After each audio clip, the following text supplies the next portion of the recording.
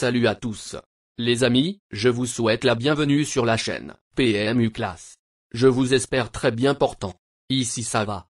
Comme d'habitude on va songer à ceux qui luttent pour la santé. Prompt rétablissement à vous. Les amis, on va faire le pronostic quintet de ce mercredi. Une fois n'est pas coutume, le trône ne se déplace pas en province ce mercredi, mais c'est bel et bien le temple de Vincennes qui accueille le quintet plus avec une très belle épreuve européenne, le prix du Péreux, réservé aux 5 et 6 ans sur les 2700 mètres de la grande piste. Chers amis parieurs, les chevaux favoris et plus ou moins incontournables du quintet du jour.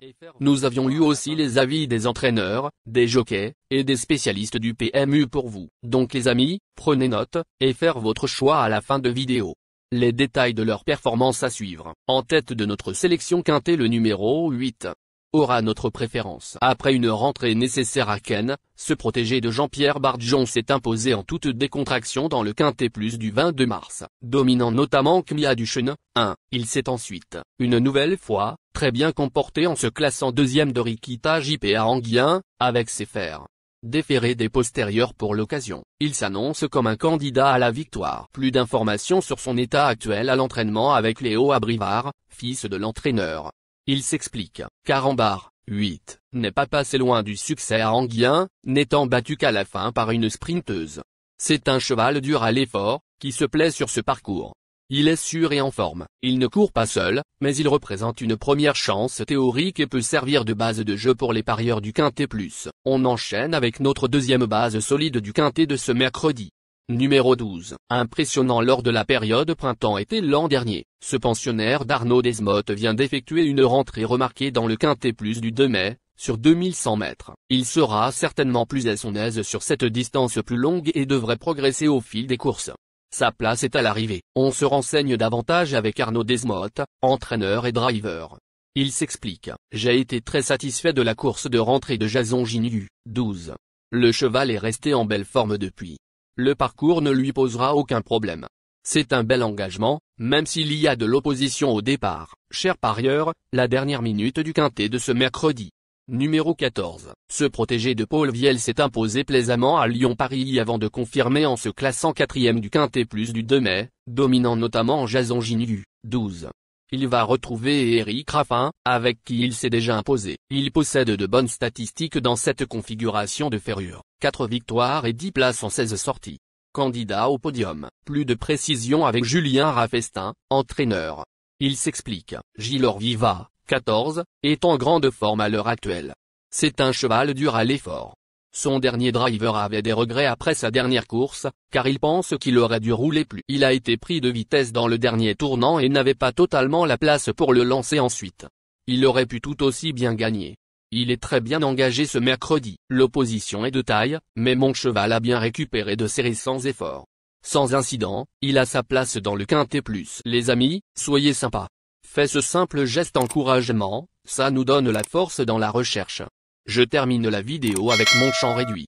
Restez jusqu'à la fin de la vidéo pour découvrir mon champ réduit. Les amis, suite de la sélection pour compléter notre ticket. On entame avec notre trouble fête incontournable du quintet de ce mercredi. Numéro 11. Deuxième de Working Class Hero en fin d'année dernière, ce représentant de l'écurie Vaporino a été vu dans des lots très bien composés. Il s'était d'ailleurs classé 3e d'un groupe 3 en janvier, dominant notamment Jazzman, 7. Il est certes absent depuis près de 3 mois, mais son entourage le défère des 4 pieds d'entrée de jeu. Méfiance. Plus d'informations sur sa forme actuelle à l'entraînement avec Eric Bondo, entraîneur. Il s'explique. Edgar Sabat, 11, effectue une petite course de rentrée. Il a repris de la fraîcheur après son dernier échec et a bien travaillé en vue de cette épreuve. Il a déjà bien performé au niveau groupe 3 et devrait bien courir. Nos 2 tocards incontournables du quintet de ce mercredi. Premier tocard en forme.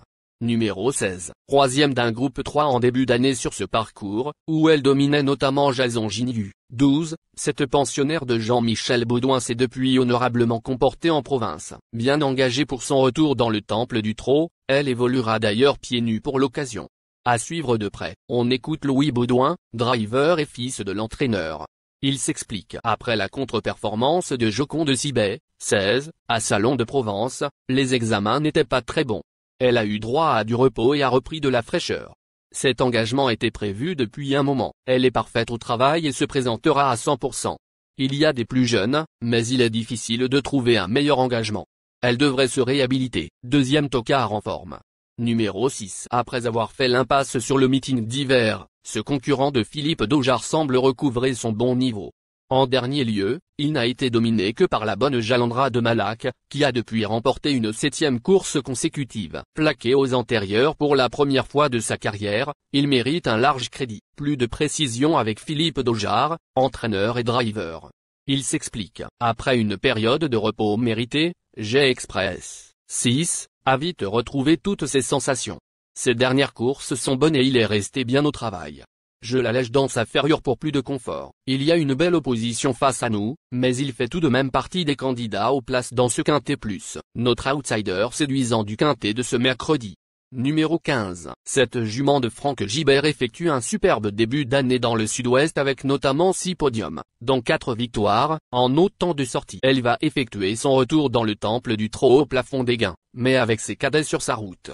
En grande forme, elle garde son mot à dire pour les places, comme d'autres. Plus de précision avec Ton Ilebele, entraîneur. Il s'explique. Jeannette Priori, 15, est une chic jument qui donne le meilleur d'elle-même. Elle effectue un très bon début d'année. Je me suis évertué à lui trouver un programme en province, et elle a répondu présent. C'est un bel engagement au gain, mais on ne court pas seul. Il y a des clients. Je ne suis pas inquiet de revenir sur une piste corde à gauche, ni sur la grande piste de Vincennes. Il vaut mieux la préserver dans un parcours, ce qui comporte des risques, mais je compte sur elle. Notre surprise évidente du Quintet de ce mercredi. Numéro 1. Cette pensionnaire de Julien Lemaire s'est illustrée dans de bons lots, mais semble tout de même barrée par plusieurs concurrents. Franck Nivard la connaît toutefois très bien et elle visera une place dans la bonne combinaison du Quintet Plus, comme d'autres. On écoute Julien Lemaire, entraîneur. Il s'explique. Comme Yaduchen, 1, a joué de malchance lors de sa dernière sortie. Sans cela, elle aurait fait l'arrivée. Elle est bien au travail, mais il faudra que la roue tourne dans le bon sens pour elle. Ce ne sont pas des courses faciles, mais je pense qu'elle est capable de s'illustrer à ce. Il est important de noter que les paris hippiques comportent toujours un certain niveau de risque et ne garantissent pas les gains. Pour augmenter vos chances de succès, il est recommandé de mener des recherches sur les chevaux, les jockeys, les entraîneurs et les conditions de la course, tout en suivant les conseils des experts hippiques. Que vous soyez à Paris, Vincennes, Toulouse ou ailleurs en France ou en Europe, le PMU vous propose une expérience passionnante pour vivre l'excitation des courses hippiques. Les improbables du Quintet, le trait, le 3, la sélection Quintet du jour, le 8, le 12, le 14, le 11, le 7, le 6, le 1, le 15. La synthèse de l'analyse du Quintet, la minute de la vérité.